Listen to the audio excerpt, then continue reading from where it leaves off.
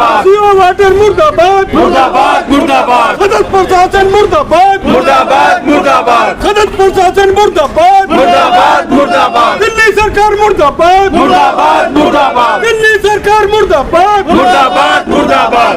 मेरा नाम वीरेंद्र गौड़ है, मैं यूनियन का चेयरमैन हूँ और C2 का दिल्ली प्रदेश का अध्यक्ष हूँ। आज दिल्ली जल बोर्ड के कर्मचारियों की मांगों को लेकर हम लोग यहाँ धरने पे बैठे हैं। ये हमारा आज का सिंबॉलिक धरना है। हमने यूनियन की तरफ से डिपार्टमेंट को दिया है कि हम 17 तारीख से धरना देंगे, 21 तक लगातार हमारा धरना चलेगा और 21 तारीख को हम मास डेमोस्ट्रेशन करेंगे। हमारा बड़ा जो है प्रदर्शन 21 तारीख को किया जाएगा। अभी हमारे इश्यूज़ जो हैं उनको 3 भागों में हम बांट सकते हैं। पहला इशू है दिल्ली जल बोर्ड के कर्मचारी।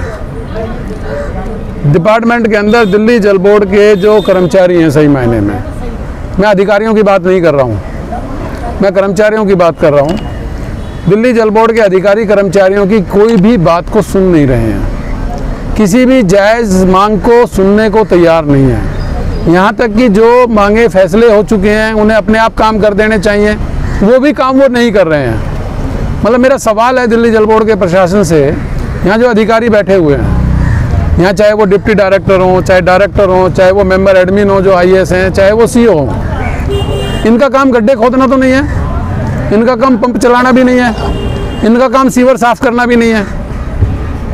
इन्हें ये काम तो नहीं करने ना, इनको यही काम करना है कि साइड पर जल बोर्ड को, जो दिल्ली की जनता को जल बोर्ड का कर्मचारी सेवाएं प्रदान कर रहा है, उस कर्मचारी का समय काम जो है वो समय पे हो जाए। उसकी प्रमोशन है, उसकी रेगुलराइजेशन है, उसकी ACP है या और जो भी काम हैं उनके, वो काम उनके टाइम पर हो जाएं। यही तो काम है ना इस प्रशासन का। जब दिल्ली जल बोर्ड का वो कर्मचारी जो दिल्ली की 2 करोड़ जनता को सीवर और पानी की सुविधाएं उपलब्ध करा रहा है, पूरे दुनिया के अंदर, पूरे एशिया के अंदर सबसे बड़ा संस्थान अगर कोई है जो अकेला 2 करोड़ लोगों को सेवाएं प्रदान करता हो, पूरे एशिया के अंदर सबसे बड़ा संस्थान दिल्ली जल बोर्ड है। इससे बड़ा संस्थान पूरे उसमें नहीं है जो 2 करोड़ लोगों को एक साथ जो है वो सुविधाएं मुहैया कराता हो। और वो जो कर्मचारी सेवाएं देते हैं, वो कर्मचारी अपनी मांगों के लिए दर दर की ठोकरें खाते रहें, तो ये कहाँ तक उचित है? तो ये निकम्मापन ही है प्रशासन का। और बात ना करके, बात ना सुन के वो अपनी हठधर्मी पे आ रहा है। तो एक तो वो कर्मचारी है, उसकी आप ये परेशानी देखिए कि जैसे अभी बताया हमारे साथी ने 2016-2019 के कर्मचारी रेगुलर हो जाने चाहिए थे। डिपार्टमेंट का आदेश है कि जब 3 साल की हाजिरी, 3 साल उसको मस्टोल पे लगे हो जाएंगे, वो ऑटोमेटिक हम उसको परमानेंट कर देंगे। 2016 वाले भी रह गए, अभी 2 कर्मचारी गुजर चुके उसमें से। अगर वो कर्मचारी परमानेंट हो गए होते तो वो दूसरी मेडिकल सुविधाएं और दूसरी सुविधाएं अवेल कर रहे होते ना। अब वो बेचारा, उनका परिवार भी परेशान हो रहा है। तो एक तो ये चीज़ है कि ये नहीं कर रहे हैं। दूसरा, कर्मचारी 40 साल 35 साल की नौकरी करने के बाद उसको ये कहा जाता है कि तुम 35 साल पहले कौन सी स्कूल में पढ़े थे, वो सर्टिफिकेट जो है लेके आइए। अब 35 साल पुराना जो स्कूल है, 40 साल पुराना जो स्कूल है, आज पूरे हिंदुस्तान में कहाँ बच रहा होगा? आधे में तो कह देंगे हमारे पास रिकॉर्ड नहीं है, आधे कह देंगे वो स्कूल ही नहीं है। अब लेकिन 40 पूरे हिंदुस्तान में अकेला डिपार्टमेंट है जो 40 साल नौकरी करने के बाद कहता है कि अपना सर्टिफिकेट वेरीफाई कराइए। किसी CCS कंडक्ट रूल में नहीं है ये। तो वो है करप्शन, वो है भ्रष्टाचार। जो पैसे की भेंट चढ़ा देता है उसका जो है ना वो क्लियर कर देते हैं। वेरिफिकेशन तो ज्वाइनिंग के टाइम ही होती है। हाँ, यही तो बात है ना जी। किसी भी कर्मचारी की जब अपॉइंटमेंट होती है तो उसकी पुलिस वेरिफिकेशन होती है, उसके सर्टिफिकेटों की जांच होती है। वो जो वेरिफिकेशन होगी अपॉइंटमेंट के समय में, तो रिटायरमेंट के समय में क्या मतलब है? और बेसिकली इंजीनियरों की नहीं हो रही। यहाँ जो चीफ इंजीनियर है उसकी कोई भी वेरिफिकेशन नहीं हो रही, यहाँ के बाबुओं की नहीं हो रही है तो 4th क्लास के एम्प्लॉई की हो रही है। तो दूसरा मैटर ये है। तीसरा मैटर है कि जो हमारी कैशलेस पॉलिसी है, कर्मचारियों को तो कैशलेस पॉलिसी नहीं मिल रही है। CGHS की हमारे ऊपर लागू होता है, DGHS स्कीम हमारे ऊपर लागू होती है। CGHS में रिटायर्ड कर्मचारियों को फैसिलिटी है, क्रेडिट फैसिलिटी। हमारे पैसे CGHS के हिसाब से काटे जाते हैं, लेकिन वो रिटायर्ड कर्मचारियों को वो फैसिलिटी हमारे जल बोर्ड के अंदर नहीं दी जा रही है। DGHS में, दिल्ली गवर्नमेंट हेल्थ स्कीम में, हर एक एम्प्लॉय के लिए कैशलेस पॉलिसी है, लेकिन वो भी हमारे ऊपर लागू नहीं की जा रही है। अरे हम ये कह रहे हैं कि हमारा कर्मचारी बीमार हो गया, हॉस्पिटल में हम एडमिट हो गए, आपने रेफर कर दिया, हॉस्पिटल को हम पेमेंट दे के आए, उन्होंने क्लेम कर दिया, आपने वो पैसे कर्मचारी को दे दिए। जब वो कर्मचारी को आप पैसे दे रहे हो तो आप सीधे हॉस्पिटल को ही दे दीजिए ना, पैसे तो आपको ही देने हैं। तो इसमें क्या दिक्कत है? इसमें परेशानी भी बचेगी कर्मचारी की भी, तुम्हारे जो कागज पत्तर काले होते हैं उनकी भी दिक्कतें कम होंगी। तो ये एक कैशलेस पॉलिसी है, ये रिटायर्ड कर्मचारियों पे भी लागू होती है। तो जो एक हमारा फंड का पैसा है, 40 साल रिटायरमेंट हो जाए आदमी, उसको पता ही नहीं है बेचारा क्या लेके जा रहा है। अब तो ये हालत हो गई है जल बोर्ड की कि 35 साल 40 साल के बाद जो रिटायर होता है वो खाली हाथ जा रहा है, उसको एक भी पैसा नहीं मिल रहा, उसको सिर्फ पेंशन की किताब दे के भेज दिया जाता है। जबकि जल बोर्ड वो डिपार्टमेंट था कि सबको पूरी पेमेंट उसी दिन दे दी जाती थी। अभी आपने अपने इस मांग पत्र में एक मांग और है आपकी कि जो कर्मचारी जिस पद पे आता है उसी पद से रिटायर हो जाता है। हाँ, ऐसा हो रहा है। ऐसा हो रहा है। अभी आप हमारे रिटायरमेंट फंक्शन को अगर आप देखेंगे तो हर महीने हमारे 125 ऐसा भी आपने बताया कि आगे प्रमोशन के काफ़ी सारे पद जो है खाली पड़े हुए हैं। हमारे जल बोर्ड में असिस्टेंट फिटर का इंटरव्यू हुए 6 महीने हो गए, जो हमारे 4th क्लास की होती है। 4th क्लास के उसी कर्मचारी जो है फील्ड असिस्टेंट से रिटायर हो रहे हैं, जबकि उसकी 100% पोस्टें खाली पड़ी हैं। अगर वो 250 पोस्टों पे प्रमोशन हो जाती तो सीनियर कर्मचारियों को ही मिलती ना, तो वो नहीं दे रहे, इंटरव्यू हो चुके फिर भी नहीं दे रहे। हमारे सीवर मैट हैं, सीवर मैट की सारी पोस्टें खाली पड़ी हैं, उनको प्रमोशन नहीं दे रहे।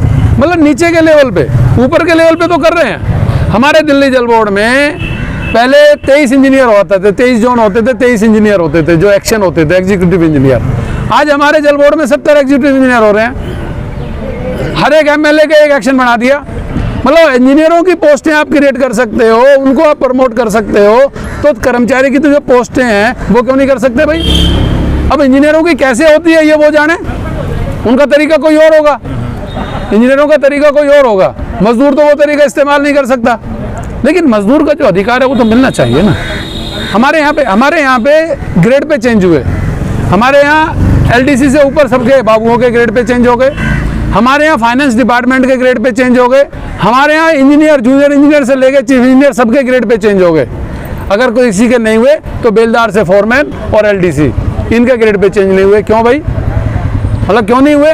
अगर जो भी, चाहे वो सीपीडब्ल्यूडी पैटर्न हो, चाहे वो डेसू पैटर्न हो, चाहे वो एनडीएमसी पैटर्न हो, कोई भी पैटर्न हो, जिस भी पैटर्न के तहत इंजीनियर्स के स्केल चेंज हो सकते हैं, तो उसी पैटर्न के तहत जल बोर्ड के कर्मचारियों के स्केल क्यों नहीं चेंज हो सकते? लेकिन कोई सुनने वाला नहीं है। अब आप लोग क्या चाहते हैं? दिल्ली सरकार से आपकी मांग है, दिल्ली जल बोर्ड के जो मंत्री हैं उनसे? देखिए पहली बात तो ये है कि कोई शौक में आके धरने पे नहीं बैठता है, ये शौक नहीं है हमारा, ये मजबूरी है। और हमने पहले डिपार्टमेंट को बातचीत के लिए चिट्ठी लिखी, हमने डिपार्टमेंट को पहले नोटिस भी दिया, हमने डिपार्टमेंट से मिलके भी अनुरोध किया कि आप बातचीत करके समस्याओं का समाधान कीजिए। जब इतने अनुरोध के बाद भी अगर कर्मचारियों की बात को प्रशासन नहीं सुनेगा तो हमारे पास क्या रास्ता बचेगा? हम धरना देंगे, प्रदर्शन करेंगे, हम उसी प्रक्रिया में हैं। लेकिन अगर धरने प्रदर्शन से भी प्रशासन नहीं मानेगा तो अंतिम हथियार कर्मचारियों के पास क्या है, आप मुझे बता दीजिए। ट्रेड यूनियन एक्ट ने हिंदुस्तान के मजदूरों को हड़ताल करने का अधिकार दिया है, और वो इसीलिए दिया गया है कि कोई अगर नहीं सुनता है तो आप ये कह सकते हैं कि भाई आप हमारी बात नहीं सुन रहे, इस तारीख के बाद हम भी आपकी बात नहीं सुनेंगे, हम अपने हाथ को रोक के बैठ जाएंगे। और अगर यही परिस्थिति रही तो वो दिन जरूर आएगा जिस दिन दिल्ली जल बोर्ड का कर्मचारी अपना हाथ रोक देगा। अभी आप अंदर गए थे, क्या रिजल्ट, क्या बात हुई, क्या रिजल्ट? अभी हमारे जो दिल्ली जल बोर्ड के वाइस चेयरमैन हैं, हमारे दिल्ली जल बोर्ड के जो वाइस चेयरमैन हैं, बाद में देना यार, सोमनाथ भारती जी, हम उनसे मिले थे। उन्होंने हमारी बात को सुना है, अच्छी तरह से सुना है, और उन्होंने ये कहा है कि भाई हम आपकी बात को, उन्होंने प्रशासन को तुरंत चिट्ठी लिखी है हमारे मांग पत्र को लेके कि तुरंत इसको सॉल्व कीजिए। और बाकी अभी जो है ना उनसे बातचीत की प्रक्रिया जारी है, और जैसे भी होएगा शाम तक शायद कुछ पता चले, लेकिन अभी कोई रिजल्ट उसका नहीं है। लेकिन ये है कि सकारात्मक उनसे बातचीत हुई है और उन्होंने हमारी बातों को सुना है। इंकलाब जिंदाबाद जिंदाबाद जिंदाबाद, इंकलाब जिंदाबाद जिंदाबाद जिंदाबाद, जल बोर्ड प्रशासन मुर्दाबाद मुर्दाबाद मुर्दाबाद, जल बोर्ड प्रशासन मुर्दाबाद मुर्दाबाद मुर्दाबाद, सीओ वाटर मुर्दाबाद मुर्दाबाद मुर्दाबाद, सीओ वाटर।